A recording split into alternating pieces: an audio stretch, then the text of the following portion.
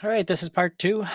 They remember the Caver's Creed, so hopefully you wrote down a couple things. Now, when you go down the steps first, there will be this telling you about all the different types of deposits in this cave, and this is where you're going to actually be able to touch some things too. So the oils in your skin can make a coating on it and stop the growth of mineral deposits. So, but they do have some areas because I know kids like to touch and adults like to touch things. So, you could go down there and it kind of shows you some examples of this, of all the deposits you're going to have. But we'll go over those slowly.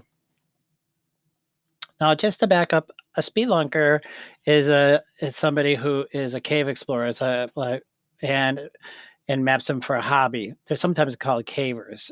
I've done a couple of these down there where you go through these tight spots. I'm not the best at it because I'm a little bigger, but but if you hear the word spelunker, that's a cave explorer or spelunking. All right, and the lifeline of a cave. This is where the water drips through and causes erosion to make the cave. So, yeah, that's where the lifeline. That's where it started to form. Again, remember, you have all that old limestone, 450 million year old limestone, but a million years ago, the water started to come through, and this is what they call the lifeline. It's where the water started to come through and start forming that cave, that opening in the rock. Now, speleothem is a general term for all mineral deposits. Okay, so remember when water starts dripping in through those holes now that it's open and full of air, it does have some water on the bottom, but it's called an active cave. If it's no water coming in, it's not active anymore. It's all dry. But the water coming in, keep dripping. They will slowly just keep depositing the minerals on the outside here, and anything that forms in there is called a speleothem. Okay, and that's commonly calcite is the main mineral. And so these any kind of growth in there. It's a secondary. It's called a secondary mineral deposit because remember that 450 million years ago we had the one mineral deposit, the rock, the uh, limestone, and then you have now this one coming through and depositing more. Now, a little math. Okay, so it takes 100 years to grow 1 inch of calcite. Okay, so if 1 inch, one little teeny inch, 100 years. Now, if you look at this guy here, this deposit, so it's 17 feet, and then there's 12 inches in a foot. So to do the math there, we'd have to do 17 times 12 times 100. So 17 times 12 is 204 inches. And then remember, for every inch, it takes 100 years. So this guy right here took 20,400 years to form. Okay, so a long time. That's why you don't want to ever touch anything because you could just damage it and stop it from growing even more. It's been growing for 20,400 years. Let it keep growing. All right. These are really fun when you go down there because this is an active cave. Water will be still dripping from the ceiling. And these are called, especially if they land on your face, they're called cave kisses. Okay. And don't worry, they're not full of icky stuff or anything like that. But if they land on your face, they're cave kisses and they give you good luck. You will get a lot of cave kisses through your tour. Your tour. Now, the first ones I'm going to tell you about are stalactites. These are the ones when it drips down, it keeps forming. They're tight to the ceiling. Okay, they look like icicles coming down, but that's all calcite mineral. They're all hard. Okay, and there'll be water dripping on them too. Now, a good way to remember that is stalactite, tight to the ceiling, has that C in it for ceiling.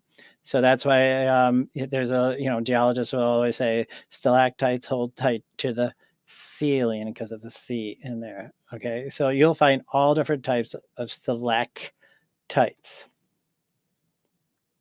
And here again, a long time ago in the cave, they even put that out there with the C for ceiling. And some of them even have like little conical ends to them like that. They're really pretty to look at. And this one has like a diamond because it kind of glows like a diamond when you put light through it. Again, it takes 100 years. They call it cave onyx, but but it's also it's calcite. And when a column forms, when a stalagmite, that's the bottom one, forms to a stalactite and forms one solid column. Now, did I even go? Let's go back to that one. Yeah, and so it didn't cover the stalagmites. The stalagmite has a G in it, so the stalagmite it hits the ground and it might touch the ceiling. Now, stalactites are weird ones that are like stalactites that just get all kind of goobered up in there, and they start growing like sideways, and then they'll start growing up again. They almost seem to be defying gravity. You can see one right here. It looks kind of weird, like a worm forming or something. That's all mineral deposits that's going around like that, and they just start growing weird because it gets plugged up somehow, and it just keeps going to the side. Then it keeps growing all over. Here's a really weird one. You can see how it's going all over. Again, this might look like frosting or icicles. That's all calcite. And on the top here, this one's called a stalactite ribbon, and its nickname is cave bacon because it looks like bacon. Might be a good one to write down. And again, the soda straws are ones that are hollow. So the water goes through the center down there, and the outside is the mineral, and then it keeps dropping through. And if these would break off and dry, the whole inside would be. It sometimes fills up, but it's a lot of times it is hollow like that. So that's why they call them soda straws. Now, so here's the stalagmites.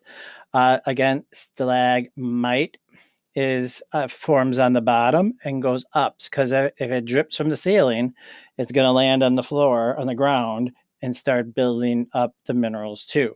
So stalagmites are sitting on the ground because it has a G in it for stalagmite. They might touch the ceiling, or we usually say the stalagmites are sitting on the G for ground.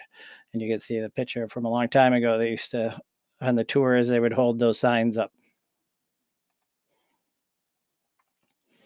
Now, there's different kind of colors that you're going to see throughout there too, the cave too. So the blues and grays are created by manganese oxides. So it's just a different elements into there that'll tint it. It's just a different mineral that goes into that, and you can see those nice blues and grays. They might ask you that. They'll say, "What are the blues? And what do you think the different colors are?" Manganese oxides. The reds and browns are left by iron deposits like hematite, and we went through this already. So you'll see that the iron will stain it, the reds and browns. So when you see those reds, iron, manganese, there's blue and gray. When you see water too, you'll see sometimes, because we get a lot of different rain levels. So sometimes you'll have a lot of rain and then these are really high up. Sometimes when there's a drier season, it'll go down. And that indicates the highest water level right here. You'll see in a lot of the pools. And it's a great time for pictures on these. So you can see like openings here and there. It's a pretty cool picture. This is one of the famous speleothems. They're called Polly the parrot because it looks like a parrot. Like here's the head, wings going down. Here's like her head again, wings going on like she's hanging on a branch. I think this was a stalactite that became that broken off. They said that there was a whoosh. They think a whoosh of water during like the glacial time when that the water whooshed through really quick and broke her off, and then it broke off and landed and became a stalagmite, and it landed upside down like that and started growing. Um, but I think that's just speculation right now. But that's what they think what happened. And here she is again. There's all different ones too called cave pearls. They're also known as oolites. They're the little teeny, looks like pearls, just little spheres all over that form. These are called rafts or lily pads. You'll see them forming on the top here. Like here's all the water, and then they just got so much it starts hardening on the top. It looks like they're floating through there. Um, and some really pretty ones. Look at all the different ones throughout. Here's a here's like a stalagmite, G, stalactites, and this one looks like might be forming a column here. This definitely is a column. Cave popcorn is another one that's pretty cool. Like it does look like popcorn. And there's different. They call them different rooms you go into. The gem room, the flowstone room, the glacier room looks like a big glacier coming down, even though that's all just the cave onyx. The centennial room, some cool picture time. And when you're going through there, you are led on a safe path. There'll be handrails, and they'll light it up as you go. So don't worry about anything. There's not, and it's pretty open. So if your parents say they're claustrophobic and they don't like going through tight spots, you can see how big that is, and it's pretty open. And you can see here too. There's nice steps. It's made out of concrete. There's safety rails and lighting.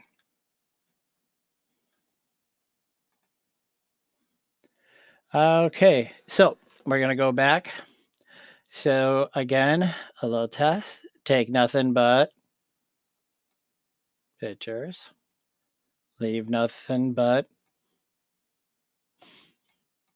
footprints. Kill nothing but time. The Caver's Creed. All right, and then you're going to be watching a video that's put out there from the Cave of the Mounds. So again, hopefully you go over the summer and you uh, take your parents, on a little trip out there, and you'll if you remember a lot of these facts, and maybe watch it again right before you go, you'll really impress your tour guide. And yeah, hopefully you'll love the cave as much as I do. Bye.